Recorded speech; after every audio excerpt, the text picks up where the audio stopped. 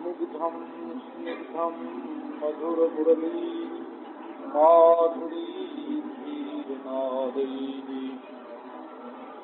कारं कारं करणविवशं गोकुलव्याकुलत्वं श्यामं कामं व्रजजनमनोमोहनं मोहनं चित्ते नित्यं विवसतु महो वल्लवी वल्लभं नः।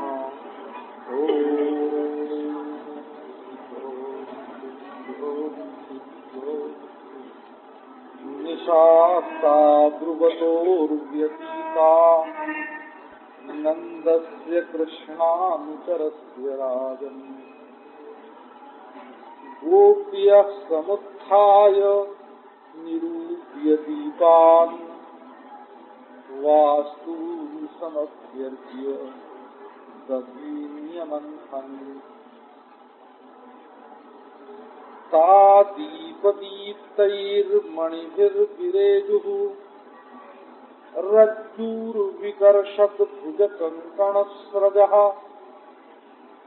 चलन्नितम्बस्तनहारकुण्डलकृशत्कपोला कुङ्कुमानना उद्गायतीनाम् अरविन्दलोचनम् प्रजाङ्गनानाम् दिवमस्पृशध्वनिः दध्नश्च निर्मन्थनशब्दमिश्रितो निरस्यते येन दिशाममङ्गलम्। नंद परमानंद की मूर्ति और एक है श्री कृष्ण का अनुचर।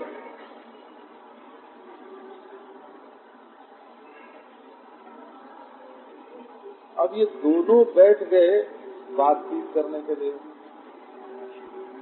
तो रात कब बीत गई इसका पता ही नहीं चला। शास्त्र में ऐसा वर्णन मिलता है कि यदि कोई भगवान का नाम लेवे तो ये एक रात नहीं, ब्रह्मा की रात, विष्णु की रात, रुद्र की रात, ब्रह्मा की रात से बड़ी विष्णु की रात होती है और विष्णु की रात से बड़ी रुद्र की रात होती है।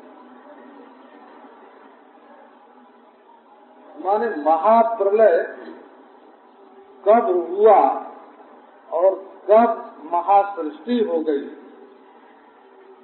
इसका पता नहीं चलता है। मनुष्य नाम के बल से भगवान के स्वरूप में स्थित हो जाता है। और ये नंद और उद्धव दोनों उन्हीं भगवान के लीला चरित्र का परस्पर संकीर्तन कर रहे हैं।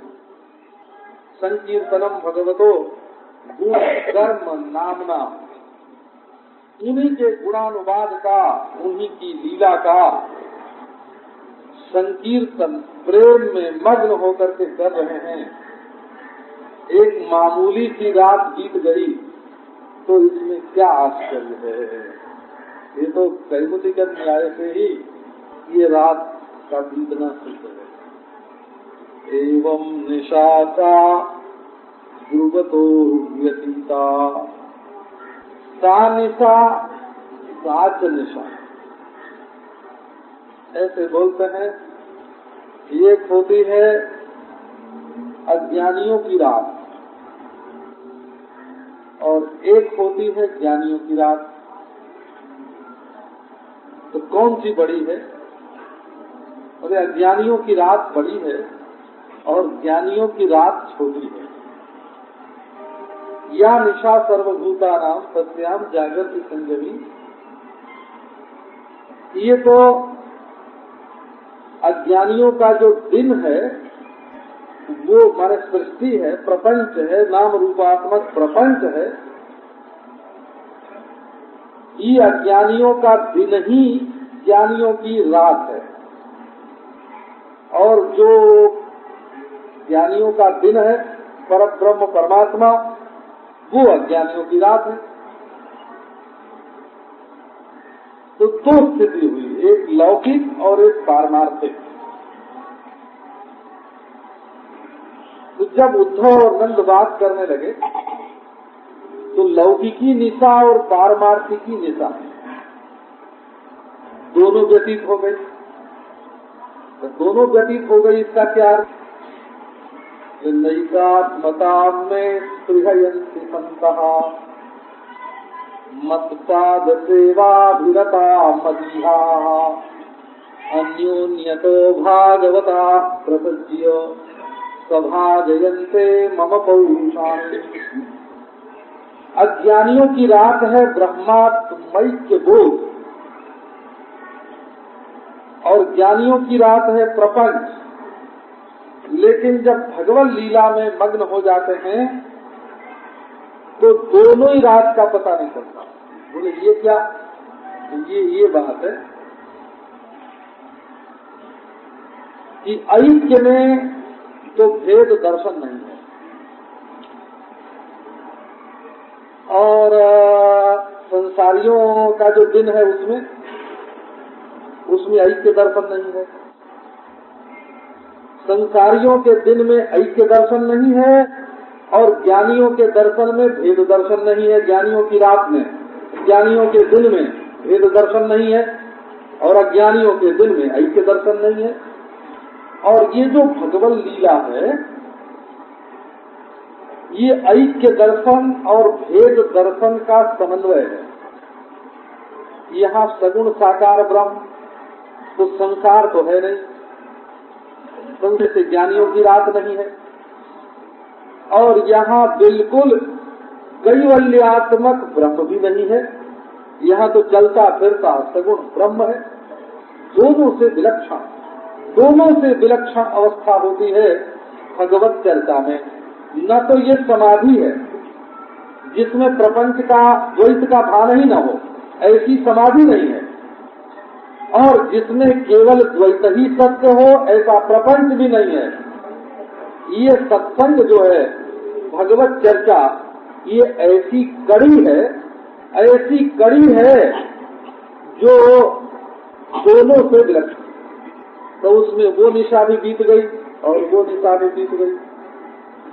ये निशा शब्द जो है, ये निश है, हो निश मूल में, तो इसी से निट शब्द बनता है संस्कृत में, निट। और ये अंग्रेजी में जाके नाइट हो गया है ना। देखो कितना मेल बैठता है।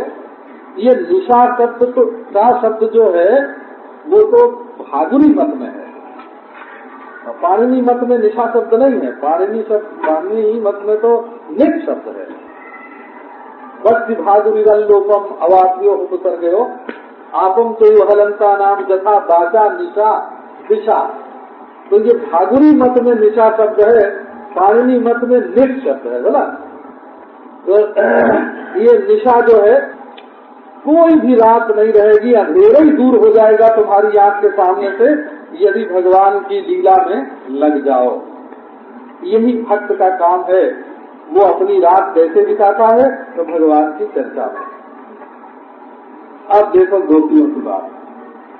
तो गोपियों की बात कैसे शुरू होती है? तो गोपियां सोई थी, नंद बाबा और उद्धव जी जाग रहे थे और गोपियां सोई थी। तो बोले बाबा ये क्या, गोपियां इतनी प्रेमी हो करके और श्याम सुंदर के विरह में सोती हैं? तो इस पर विचार करो। तो बोले गोपियां, ये गोपी है, गोपनाथ गोपियां, ये श्री कृष्ण के प्रेम को गुप्त रखती हैं। तो नंद बाबा और उद्धव जी तो कृष्ण प्रेम को प्रकट रखते हैं, इसलिए वो जाग के बातचीत करते हैं, सोते नहीं हैं। लेकिन गोपियां तो ऐसी है ना जो अपने प्रेम को प्रकट भी नहीं कर सकती, गुप्त रखती हैं, इसलिए उनको रात को सोने का अभिनय भी करना पड़ता है। वो लोगों को दिखाने के लिए सोती हैं, सास को, ससुर को, पति को, देवर को, माँ को, बाप को, सबको मालूम पड़े कि ये गोपी अभी सोई हुई थी। वो प्रेम भी करती है और प्रेम को छिपाती भी है, इसीलिए उसका नाम गोपी है। गोपनाथ, गोपन करने के कारण ही उसका नाम गोपी है, इसलिए वो। और ये भी पंचम लकार है वो, ये गोपियां जब सोती है ना तो भी येषु पंचमो लकार दो मात्र देकर, ये वैदिक लकार है। कौन सा? लेट। हाँ, लेटना जो है उस समय भी जब वो सोती है, जब वैदिक धर्म में ही है, कोई अवैदिक थोड़ी होती है। नारायण। समुत्थाय निरूप्य दीपान वास्तु समभ्यस्य दधी नियमंथन। तो एक तो गोपन जो है ये गोपी का स्वभाव है, इसलिए गुप्त रखते हैं। अब समुत्थाय, उठ के खड़ी। तो ये समुत्थान जो है, अब ये विरह जो सताने वाला है उनको, उनके विपरीत ये गोपियों का समुत्थान है। तो सोते ही रहें, सोते रहने से तो कोई काम नहीं बनता है। तो श्री कृष्ण के लिए उठ करके खड़ी हैं, वो कृष्ण के लिए सोती हैं और कृष्ण के लिए जागती। फिर क्या किया? का निरूप्य दीपान,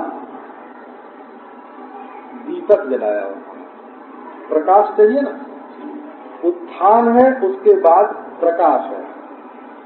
तो जिसके जीवन में उत्थान भी हो और प्रकाश भी हो, वो क्या करेगा? बोले अर्चा करेगा।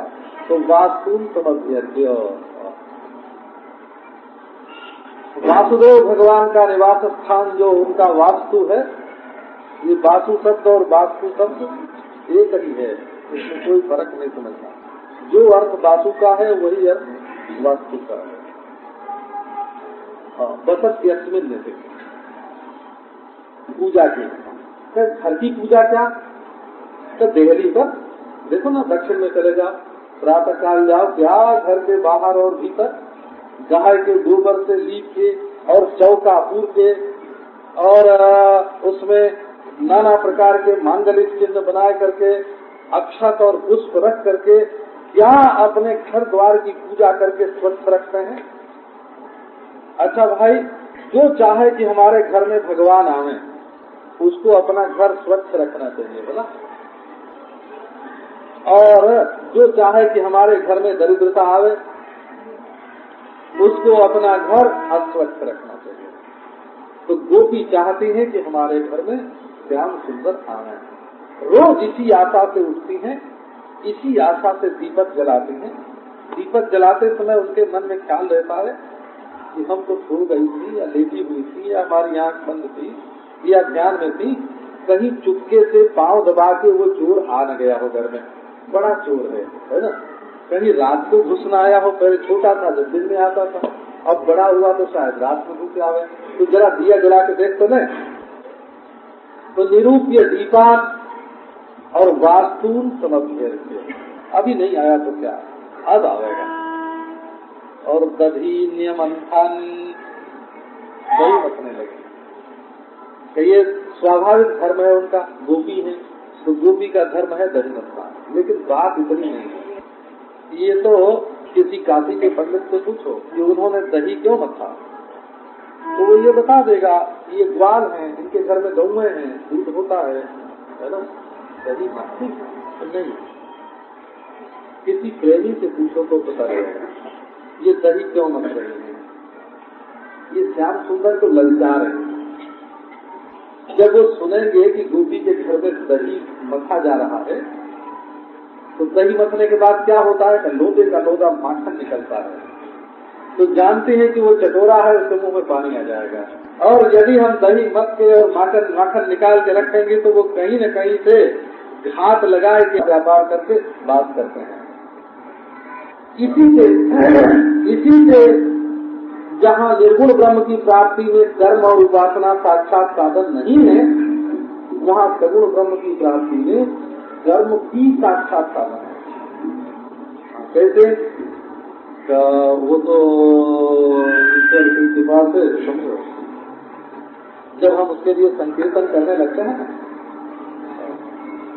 हरे राम राम राम हरे हरे, हरे कृष्ण कृष्ण कृष्ण हरे हरे, तो सुनता है कि नहीं सुनता है?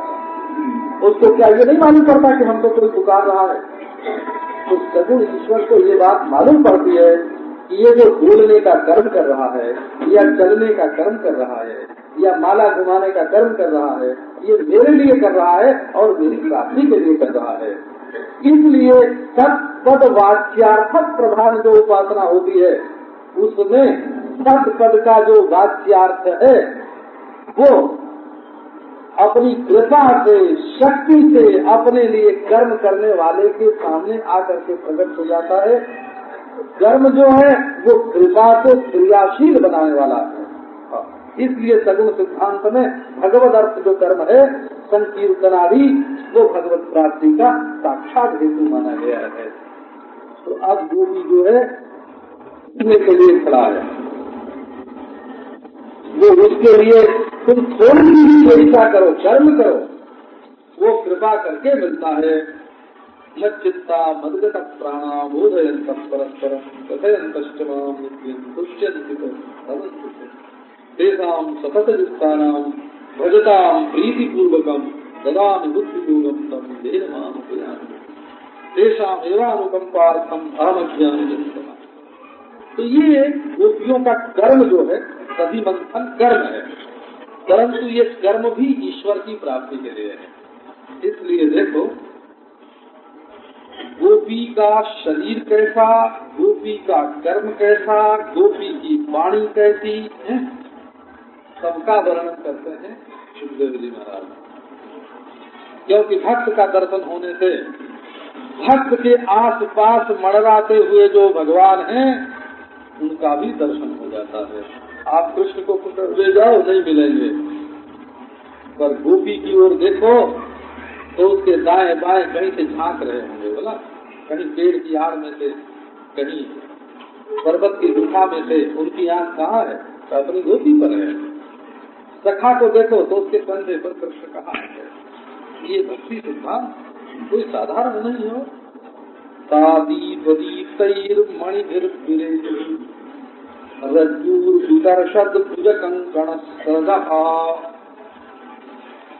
गोपियों के हाथ में आभूषण है, मणि है, उनके शरीर में जो आभूषण है उन आभूषणों में मणि जड़े हुए हैं।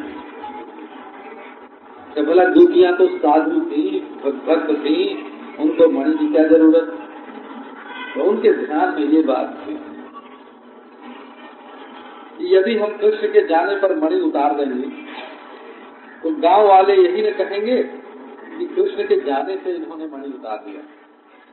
अच्छा कहो गांव वाले, उसकी बात छोड़ो, कहीं कृष्ण आज आ गए और उन्होंने देखा कि गोपियों के शरीर पर न आभूषण है न मणि है, तो उनको खेद होगा कि नहीं? उनको खेद, तो उनको खेद न होने पावे इसलिए अपने आभूषणों में मणि धारण करती है गोपी।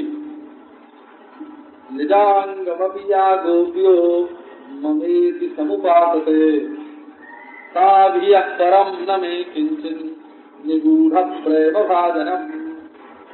अर्जुन ने पूछा कि श्री कृष्ण तुम्हारा सच्चा प्रेमी कौन है, बताओ तो। बोले कि मेरी सच्ची प्रेमिका तो गोपियां, उनसे बढ़ करके मेरे गुप्त प्रेम का पात्र और कोई नहीं है। तो अरे भाई गोपियों में ऐसी क्या विशेषता है?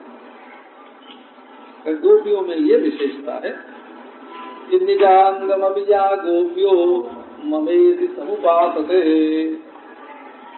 गोपी अपने हाथ में कुंदन पहन रही या हाथ धो रही या वस्त्र धारण कर रही, तो उसके मन में यही है ये जीवन कृष्ण का है, ये शरीर कृष्ण का है, ये प्राण कृष्ण का है, ये मन कृष्ण का है। प्राणों को रखना चाहिए क्योंकि ये कृष्ण के हैं।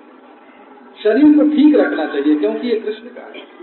यदि इस पर अच्छा वस्त्र नहीं रहा, यदि इस पर अच्छा आभूषण नहीं रहा, यदि इस पर मणि नहीं रहे, तो कृष्ण इसको देखेंगे तो उनको दुख होगा, उनको खेद होगा। नहीं नहीं, हमें अपने शरीर को बिल्कुल ठीक रखना चाहिए। तो मणि है, और जब दिया उन्होंने जलाया तो दीपक की रोशनी और मणि की रोशनी मिल करके जगमग जगमग सारा घर ही जगमगाने लग गया हो।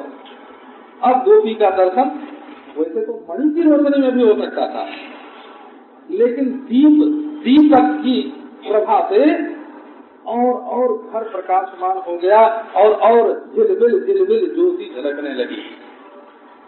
रज्जूर विकर्षद भुज कंकण स्रजा, और रस्सी खींच रही है। आजकल के लोग कहीं 8 पाव भर है ना, देर भर दूध जमा देते हैं, और कभी हाथ से मथानी चला ली तो बोले कि वाह वाह बहुत परिश्रम हुआ। अब पहले ऐसा थोड़ी था कि पाव भर दूध मतना है। किसी के घर में कितनी गाय है, किसी के घर में कितनी गाय है। कहते हैं नंद बाबा के घर में तो ऐसी व्यवस्था थी कि 1,00,000 गाय का दूध 10,000 गायों को पिलाते थे। 10,000 गायों का दूध 1,000 गायों को पिलाते, 1,000 गायों का दूध 100 गायों को पिलाते, 100 गायों का दूध 10 गाय को पिलाते। उसके बाद जो पद्मगंधा गौ थी, जिसके दूध में से कमल की गंध निकलती, उस दूध को औंठ करके श्याम सुंदर को पिलाते। उसका दही जब जमाया जाता तो उसकी साड़ी श्याम सुंदर को खिलाते। उसमें से जो मक्खन निकालते वो श्याम सुंदर को देते। वो देखो ना, गौ ही गौ, प्यार है। तो खड़ी होकर के हो बड़े मटके में दही, और सामने खंभा, खंभे में रस्सी बंधी हुई, और मखानी, और बड़ी मखानी, और खड़ी हो करके लहंगा पहने हुए। ये जो ग्वाली में है ना, लहंगा पहने हुए तगड़ी होती हैं, कोई ऐसे नहीं, ये नहीं कोई हुई नहीं सी किया भगवान, जैसे रोज एकादशी हो खाने को न करता ऐसे ब्रजने नहीं तो सही दूध।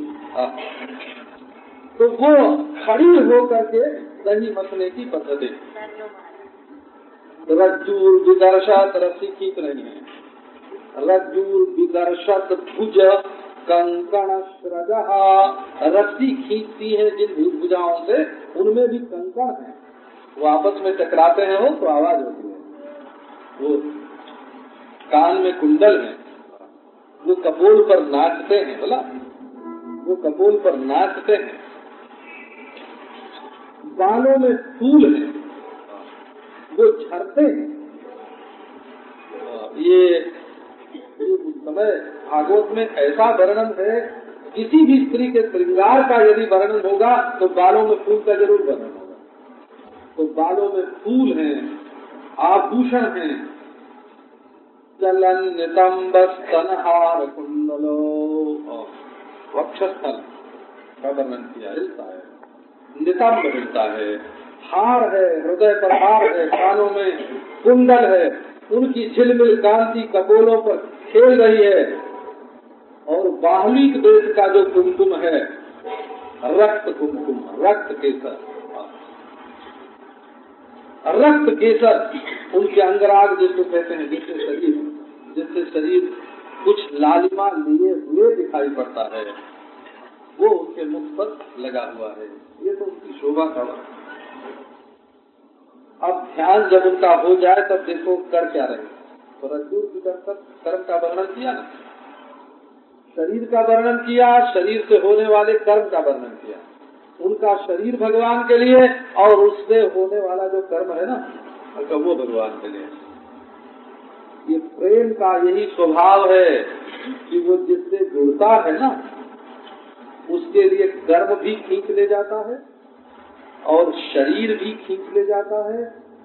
मन पकड़ता है पहले, प्रेम मन को पहले पकड़ता है, और बुद्धि को और इंद्रियों को और शरीर को बाद में पकड़ता है। और ज्ञान बुद्धि को पहले पकड़ता है, मन को, इंद्रियों को, शरीर को बाद में पकड़ता है। और धर्म शरीर को पहले पकड़ता है और मन और बुद्धि को बाद में पकड़ता है। धर्म शरीर से प्रारंभ होता है, ज्ञान बुद्धि से प्रारंभ होता है, और राग जो है वो प्रेम से प्रारंभ होता है, राग जो है मन से प्रारंभ होता है। तो अब देखो इनकी वाणी का वर्णन करते हैं। उद्गायतीनाम अरविंदलोचनम। इसका अर्थ ये है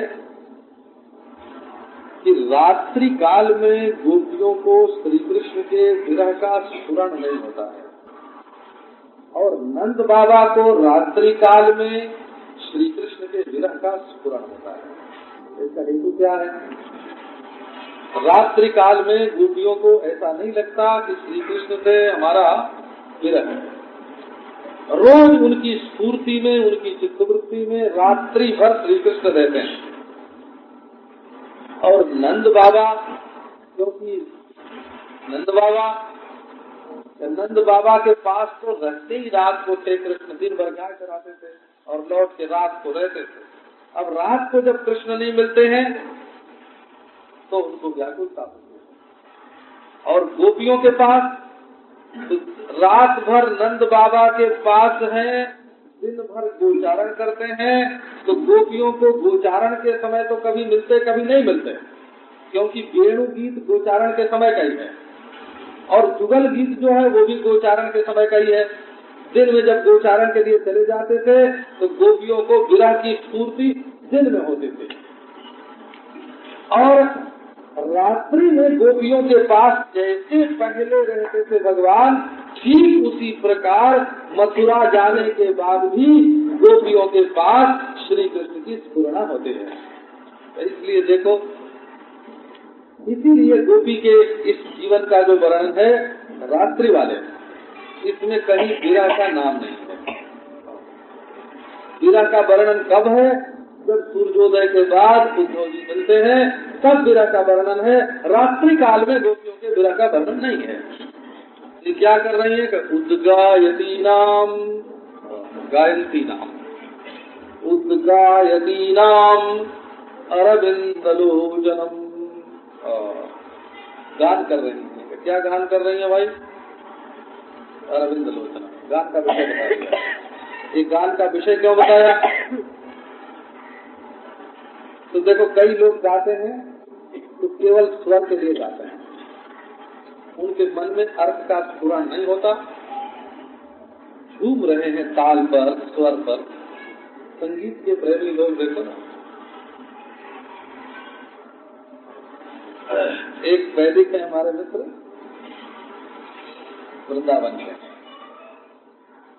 वो कहते हैं महाराज आप 100 वैदिकों में हमसे मंत्र पढ़वा लो, हमारे स्वर की बराबरी 100 पंडितों का स्वर भी नहीं कर सकता। ऐसा बोलते हैं। आप लोगों में भी कई लोग ऐसे हैं कि जो अपना स्वर अलग कर देते हैं, कीर्तन करते हैं, कीर्तन करते हैं, भगवान का नाम लेते हैं, तो चाहते हैं कि हम इतने जोर से बोलें कि सब लोग पहचान जाए हमको, है ना, कि ये हमारी आवाज है, हम बड़े जोर से बोल रहे हैं।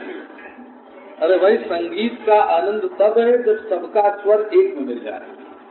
जब स्वर नहीं मिला, तुम्हारा अलग अलग हो गया, तो वो तो स्वर जाति रमिश्रता हो गया।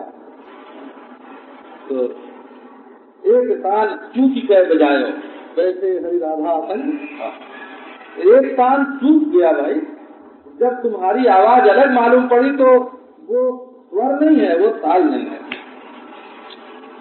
तो ये तो स्वर में स्वर मिले, फिर मन में मन मिले, और फिर सबके मन में भगवान है। ऐसी स्थिति संकीर्तन में उत्पन्न होनी चाहिए। ये भगवत प्राप्ति का मार्ग है। उद्गायती नाम अरविंदलोचनम। तो कई लोग तो स्वर के लिए गाते हैं, तो जो स्वर के लिए गाते हैं बाबा, उनका स्वर में लय हो जाएगा, मानते हैं। हाँ, गांधर्व वृत्त के अनुसार, संगीत विद्या के अनुसार स्वर में लीन हो जाना, ये भी एक लय समाधि की साधना है। करो, लय समाधि की साधना है, भक्ति की साधना नहीं। भक्ति में अगर मन डूब गया तो सब गया। भक्ति में तो मन में प्यारा होना चाहिए, मन में भगवान होना चाहिए। मुरली मनोहर पीताम्बरधारी श्याम सुंदर वो होवे मन में। अच्छा, कई लोग धर्म के लिए जाते हैं, कई लोग स्वर्ग के लिए जाते हैं, कई लोग धर्म के लिए जाते हैं। हमको याद है, हम बच्चे थे तो हमारे बाबा जब प्रातः काल उठते तो वो थोड़ा सा श्लोक बोलते हैं, जैसे है ना, प्रातः स्मरामि प्रातः नमामि, फिर गाइए गणपति जगवंदन शंकर सुवन भवानी नंदन। तो धर्म के लिए गाना दूसरी चीज है। अगर धर्म के लिए गाना होता तो यहाँ अरविंद लोचनम पद का प्रयोग बिल्कुल नहीं होता। तो वो गाती हैं गोपियां, तो क्या गाती हैं? तो वो गाती हैं कमल नयन को। कृष्ण का दूसरा नाम न दे करके अरविंद लोचन नाम देना, इसका अर्थ है कि गोपियों के आंख के सामने श्री कृष्ण की बड़ी बड़ी आंखें हैं। अरविंद लोचनम, और अरविंद लोचन कहना सर्वांग सौंदर्य का उपलक्षण है। लोचन के सौंदर्य का जो वर्णन है, लोचन का सौंदर्य केवल ये नहीं कि आंख तो है कमल तरीकी है और नाक है मेढक तरीकी, है ना, तो ये नहीं, इसके सौंदर्य, इसका नाम सौंदर्य नहीं होता है। एक अंग के सौंदर्य का वर्णन जो है वही सर्वांग के सौंदर्य का उपलक्षण होता है। जैसे सुध्रू बोलते हैं तुम्हारी भौहें बड़ी अच्छी हैं, सुगति बोलते हैं तुम्हारे दांत बहुत अच्छे हैं, तो केवल दांत ही दांत अच्छे हैं या भौं ही भौं अच्छी है ये उसका अभिप्राय नहीं होता। वो तो एक अंग के सौंदर्य का वर्णन सर्वांग के सौंदर्य का वर्णन होता है। तो अरविंद लोचनम श्री कृष्ण कहते हैं, श्री कृष्ण का लोच की आंख ऐसी है जो जगमग जगमग चमकती रहती है हमेशा। कमल में बहुत विशेषता होती है। ये अरविंद शब्द जो है ना, अरविंद शब्द का अर्थ है कि जो अंधेरे में कभी न हो। अरविंद शब्द में ये रविंद्यति रविंदा तमा, रविंद बोलते हैं अंधकार को, तमिश्रा को, और जो रात्रि में बिल्कुल नहीं होवे, अंधकार में बिल्कुल नहीं होवे, बिल्कुल न खिले, उसका नाम होता है अरविंद। तो श्री कृष्ण की आंख जो है वो अंधकार में नहीं खिलती है, वो तो गोपियों को देख देख के खिलती है। बोला, गोपियों को देख देख करके खिलती है। हमारी ओर देखो, वो देख रहे हैं, हाँ, वो तिरछी आंख से देख रहे हैं, दाहिने कहिए बाएं देख रहे हैं, सामने देख रहे हैं, ललित नेत्र से देख रहे हैं, आर्त नेत्र से देख रहे हैं, याचित नेत्र से देख रहे हैं, कलित नेत्र से देख रहे हैं। अरविंद लोचनम कैसे खिले हुए नेत्र हैं, प्रफुल्लता। आंख जो है वो ये फूल है, फूल, ये मुरझाए हुए शोभा नहीं देते हैं, ये खिले हुए शोभा देते हैं, इसीलिए कमल की उपमा देते हैं। तो एक तो खिले हुए होवे, दूसरे कोमल होवे हो, और तीसरे बड़े बड़े कर्ण स्पर्शी कमल की पंखुड़ी के समान होवे। और चौथे महाराज एक और गुण है अरविंद लोचन का, पर वो हम इस प्रसंग में बताते नहीं हैं। उसमें एक असंगता रूप गुण भी नेत्र में होता है, और वो भी कमल के द्वारा रक्षित होता है। ये नहीं कि जहाँ चिपक गए वहाँ चिपक गए, वहाँ चिपक गए, ऐसे नहीं। अरविंद में एक असंगता रूप गुण भी कमल में, कोमलता है, सौंदर्य है, तो और प्रकाशमानता है, प्रफुल्लता है, वो परम आनंद को अभिव्यक्त करने के लिए है। प्रेम प्रकट करने का प्रथम द्वार ही नेत्र है। तो श्री कृष्ण अरविंद लोचनम गाय रही हैं गोपियां, और श्री कृष्ण उनकी चित्त वृत्ति में प्रकट है। तो देखो, अब मन का वर्णन, मन में है अरविंद लोचन, और गाय रही है अरविंद लोचन, और काम कर रही है श्याम सुंदर के लिए, और उनका सौंदर्य है श्री कृष्ण के लिए, और उनका शरीर है श्री कृष्ण के प्रति अर्पित। अब उनकी ध्वनि क्या करती है? उद्गायती नाम अरविंद लोचनम व्रजांगनानाम दिवमस्पृशत ध्वनि। उनकी ध्वनि जो है वो विष्णुपद का स्पर्श कर रही है। देव बोलते हैं देव शब्द के विष्णुपद, आकाश का स्पर्श कर रही है। आकाश का स्पर्श तो सबकी ध्वनि करते हैं, और स्वर्ग लोक तक जा रही है। तो स्वर्ग लोक तक जा रही है तो मथुरा तक जरूर जाती होगी, आप ये समझ लें, बोला। जहाँ जहाँ श्री कृष्ण होते होंगे वहाँ वहाँ उनकी ध्वनि पहुँचती है, ये मांगलिक ध्वनि है। माने श्री कृष्ण जहाँ भी होंगे वहाँ गोपियों के इस गान को श्रवण करें। दध्नश्च निर्मंथन शब्द मिश्रितो निरस्यते येन दिशाम मंगलम। अब ये कहते हैं कि इधर दही मथा जा रहा है तो उसके निर्मंथन का शब्द उसमें मिल गया। तो देखो यहाँ क्या है कि ध्वनि दोनों तरह की है। आहत माने एक तो किसी खास अर्थ में बोली हुई संगीत की ध्वनि है और दूसरे दही मंथन की ध्वनि है और मथानी नाच रही है और कुंडल जो है वो तान तोड़ रहे हैं और कंकड़ जो है ये बाजे बजा रहे हैं। और क्या आनंद का मंगल ध्वनि हो रही है। अब बोले इससे क्या होता है? इससे गोपियों के विरह का दुख भागता है। तो नारायण कहो विरह का दुख कहाँ आया? ये तो उद्धव जी सुन रहे हैं, उसी समय सुखदेव जी महाराज सुन रहे हैं। बोला ये सैकड़ों वर्ष बाद सुखदेव जी उसको श्रवण कर रहे हैं। उनको आकाश में वो गोपियों का संगीत, दिव्य संगीत और वो दधि मंथन की ध्वनि और वो उनका संगीत मालूम पड़ रहा है। बोले निरस्यते येन दिशा मंगलम। पूरा पश्चिम उत्तर दक्षिण ऊपर नीचे 10 दिशाओं में जितने अमंगल हैं उनका निराश हो रहा है। अमंगल माने मंगल विरोधी। तो मंगल विरोधी कौन है? जो पृथ्वी को दुख देने वाला है वो मंगल विरोधी है। क्योंकि मंगल भौम है, पृथ्वी का पुत्र है मंगल। पृथ्वी चाहती है कि जगह जगह मंगल होगा। मही मंगल भूइष्ठ पुरग्राम ब्रजा करा। जिस दिन श्री कृष्ण का जन्म हुआ उस दिन मही जो है वो पूर्व में, पूर्व माने मथुरापुर, ग्राम माने नंदग्राम आदि, मही मंगल भूइष्ठ पुरग्राम ब्रज गोकुल आदि और आकरा रत्नाकर में रहने वाली द्वारका आदि। आकर माने द्वारका। सर्वत्र मंगल ही मंगल का साम्राज्य हो गया। तो श्री कृष्ण ने जन्म लेकर के मंगल का साम्राज्य स्थापित किया। अब गोपियां क्या कर रही हैं?